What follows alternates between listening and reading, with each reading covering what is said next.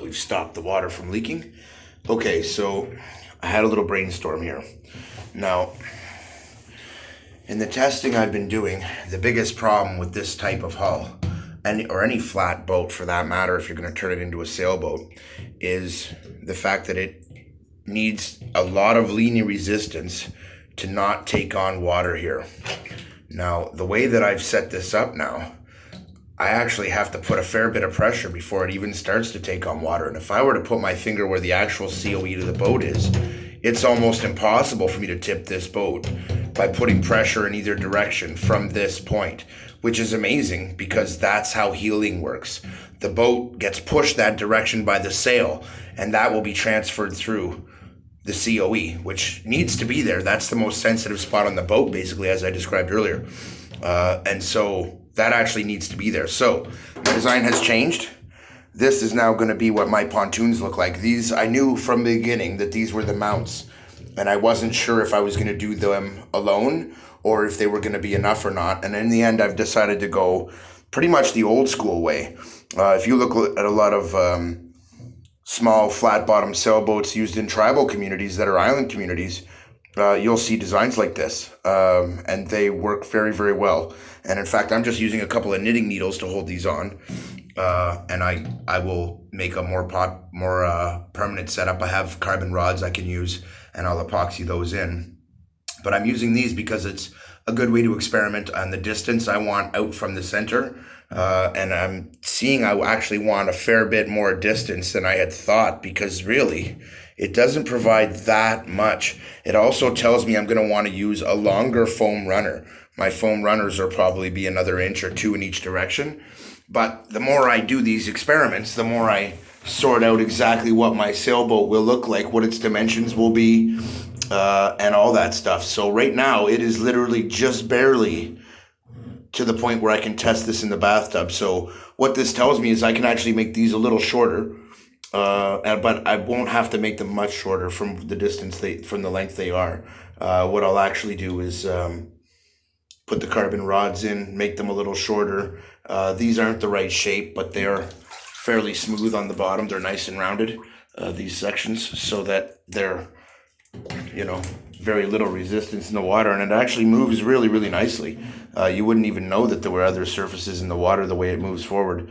And if they're cambered inward, which as you can see they are, and they're cambered inward at exactly the right angles, they'll actually support the stable forward movement of the boat, and make it so that you really can't just put your finger on the COE and push in. You have to push hard a lot to really push this boat out of its comfort zone and make it take on water, which is now where I want it. That was the goal. And once I make those a little bit longer, it'll be that much better.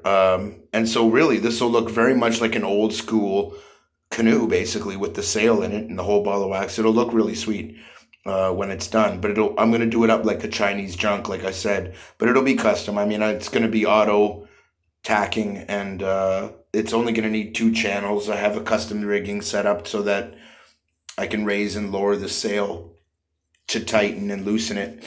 And that way I eliminate 1 channel there. I have a few things going on that are going to make this. So it's going to be a very unique boat. There won't really be anything else like this.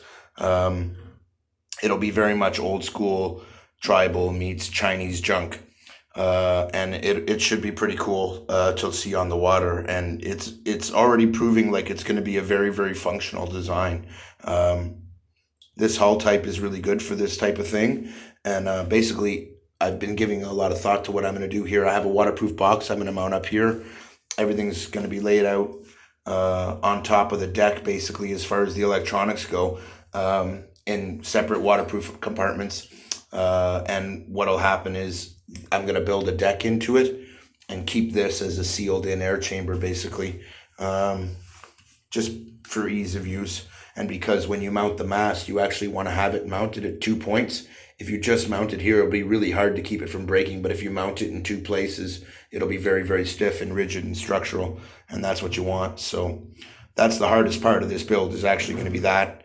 And designing my rigging and mast and sail assembly And designing these has been the major of the work.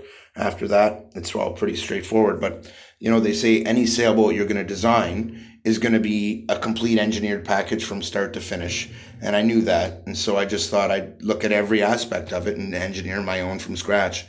So this is not only just be building a sailboat, but it's a complete custom, original, one of a kind type design.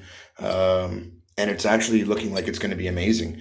I can't wait to see what it's going to be like on the water. I already know it's going to be a lot more stable than other sailboats I've seen, and which means it'll handle better winds, and it's fast. Like it moves through the water very easily, very quickly. So I'm thinking it's actually going to be fast. And the sail I have actually captures a lot of air without putting a lot of sideways force on the boat, which is really sweet.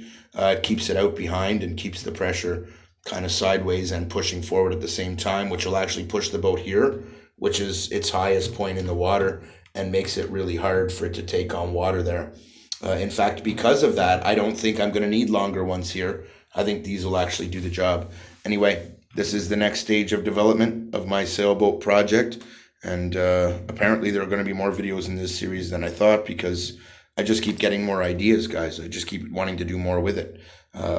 I see so many possibilities. I've thought about doing a second sail up front that'll be open all the time and basically be your navigation sail, because that way you can just put it in the water. That front main sail will be a square sail, a triangular sail, Bermuda style pretty much, and it'll just tug it out. And they're really good for that. They're really good at navigating in port. Whereas this particular type of sail that I'm designing will also be good for that. So I'm not sure it'll be necessary at all. I think just to keep the weight down, I'm going to do it single sail.